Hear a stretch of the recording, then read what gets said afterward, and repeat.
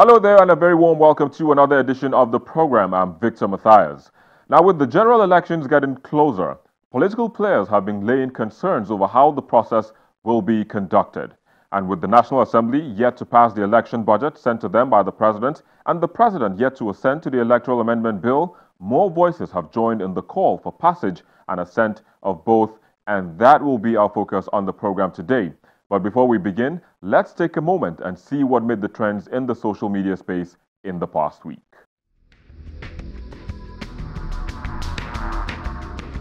Tributes have been flowing in after former U.S. Republican presidential candidate Senator John McCain died at the age of 81.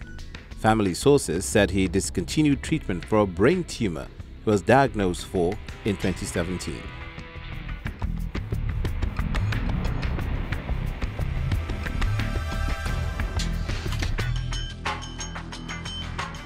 And Lagos residents couldn't hide their worry as the closure of the third mainland bridge ahead of an investigative maintenance test was expected to bring out a gridlock in the city, despite assurances by the Lagos state government that measures have been put in place to ensure a traffic-free exercise.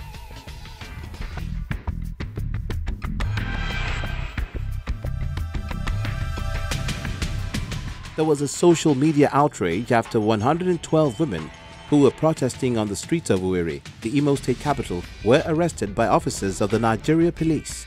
Reports say the protest was said to be against the disappearance of the leader of the indigenous people of Biafra, Nnamdi Kanu. Well, now there you go. Those were the most viewed videos on our YouTube channel in the past week. But joining us to look at the topic of the day, we have Hamzat Lawal, who joins us from Abuja. Hamzat, thank you for joining us on the program today. Thank you for having me. Of course, we also have Barrister Abraham Jigu. He is the secretary of the ANRP in Delta State. Thank you as well for joining us. Thank you for having me. You're very welcome. Well, just before we begin now, the delay in assenting to the 2018 Electoral Act Amendment Bill by the presidency has, continued to generate concerns among political parties in the country. Now, some players have expressed concern over the possible negative effects that not signing the bill into law will have on the 2019 general elections. Now, in this next report, we bring you their feelings as to what will happen if this bill is not signed. The release of the timetable and schedule of activities for the 2019 general elections by the Independent National Electoral Commission (INEC) last week set in motion core party activities, including arrangements for primaries ahead of the general elections next year. The formal commencement of activities for the At that news conference, the INEC chairman announced August the 18th to October the 7th for parties to conduct their primaries for presidential, governorship, state and federal legislative candidates. The formal commencement of activities for the 2019 general elections begins tomorrow, Friday, 17th August 2018, with the publication of the notice of poll.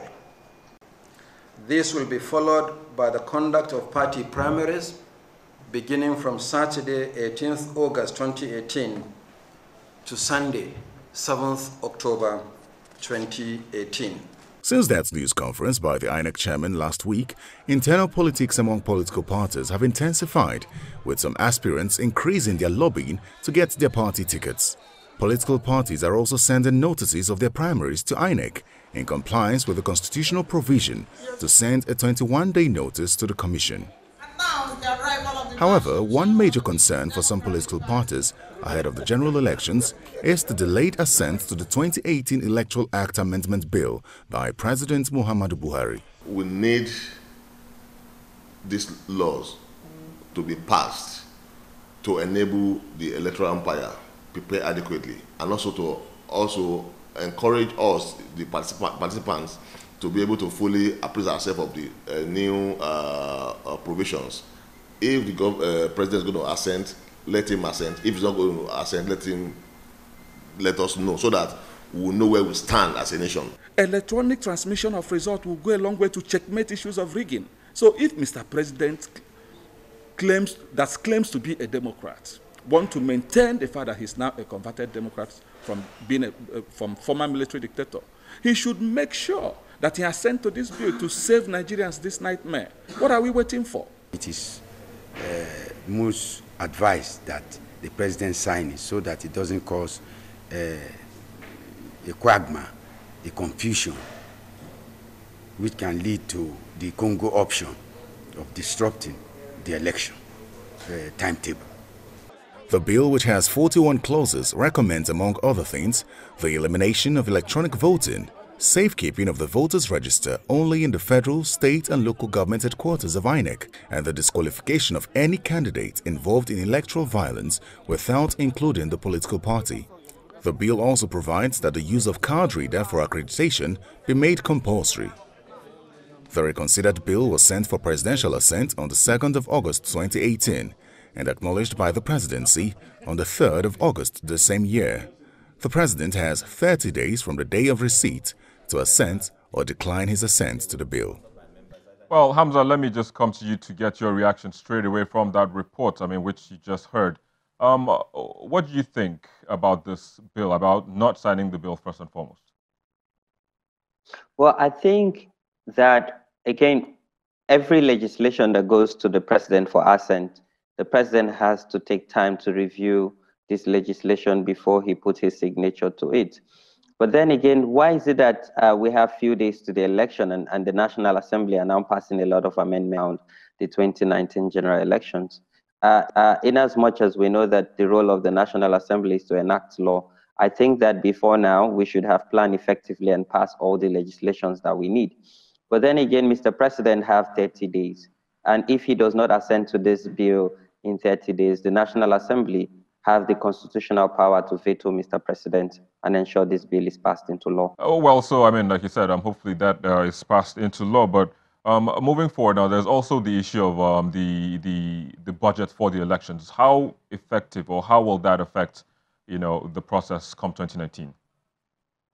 Well, the chairman of INEC have said that, even if there is a delay passage of the budget needed for 2019 general election, it will not affect the already published timetable.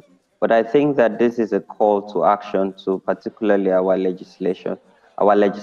We believe that the National Assembly is the People's Assembly, and they should deliberate as soon as possible and pass the budget needed to finance the 2019 general elections. But then again, I think as a country, we've not learned our lessons. Why is it that it's in the dying minutes that we always pass speedily laws that would enhance and strengthen our democratic processes? I think that we need to learn this lesson and ensure that we pass and provide all the financial requisite needed for a smooth, transparent, and accountable, most importantly, peaceful election that will strengthen our democratic institution and ensure that the people's voice are actually heard.